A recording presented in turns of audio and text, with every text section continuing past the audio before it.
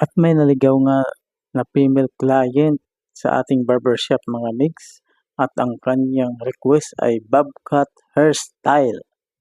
At hindi ko na nga inaksaya ang pagkakataon na ito na para gawin siyang model sa araw na ito mga migs. At dahil barbershop po kami at hindi salon, nagpapasalamat po ako na lubos ang tiwala niya sa aming mga barbero mga migs.